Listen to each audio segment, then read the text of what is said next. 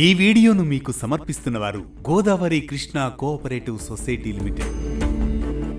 సాంప్రదాయం ప్రకారం వటసావిత్రి వ్రతాన్ని జ్యేష్ఠ అమావాస్య, పౌర్ణమి రోజుల్లో పాటిస్తారు. వటసావిత్రి వ్రతాన్ని ఏడాదికి 2 సార్లు ఆచరిస్తారు.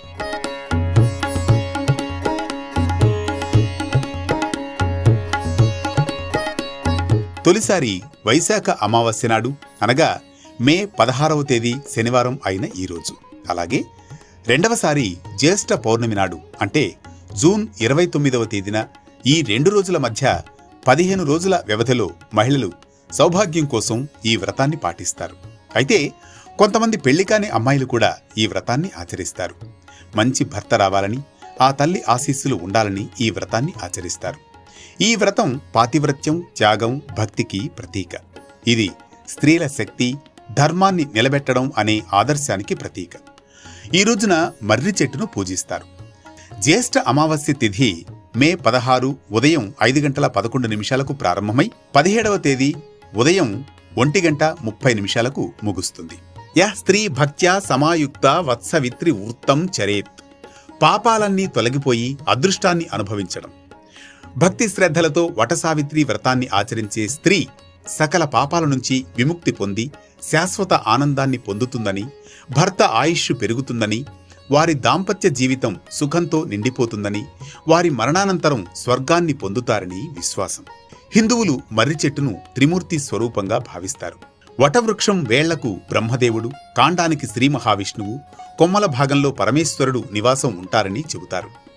మర్రి చెట్టు దీర్ఘాయువుకు, స్థిరత్వానికి ప్రతీక. అందుకే భర్త దీర్ఘాయువు కోసం ఈ మర్రి చెట్టును పూజిస్తారు. ఇందుకు సంబంధించి సావిత్రి, సత్యవంతుల గాథ వటసావిత్రి వ్రతానికి మూలం. అశ్వపతి కుమార్తె సావిత్రి ఆయుష్ తక్కువని తెలిసిన సత్యవంతుణ్ణే వివాహమాడుతుంది. ఒకరోజు అడవిలో సత్యవంతుడు మరణించాడు. యముడు అతని ప్రాణాన్ని తీసుకువెళతాడు. సావిత్రి తన పతి భక్తితో యముని అనుసరిస్తుంది. వరాలు పొందుతుంది.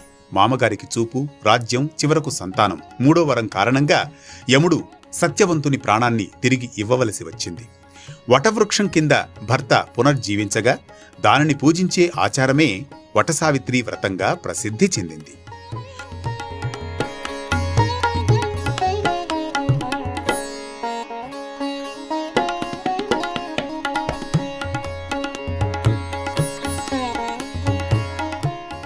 వటసావిత్రి వ్రతాచరణలో భాగంగా సూర్యోదయానికి ముందే నిదురలేచి స్నానం చేసి శుభ్రమైన వస్త్రాలు ధరించాలి.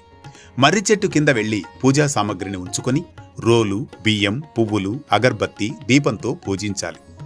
త్రిమూర్తులను పూజిస్తూ తన భర్త కూడా వటవృక్షంలా కుటుంబానికి అండగా ఉండాలని, ఆయురారోగ్యాలతో వర్ధిల్లాలని పూజిస్తారు.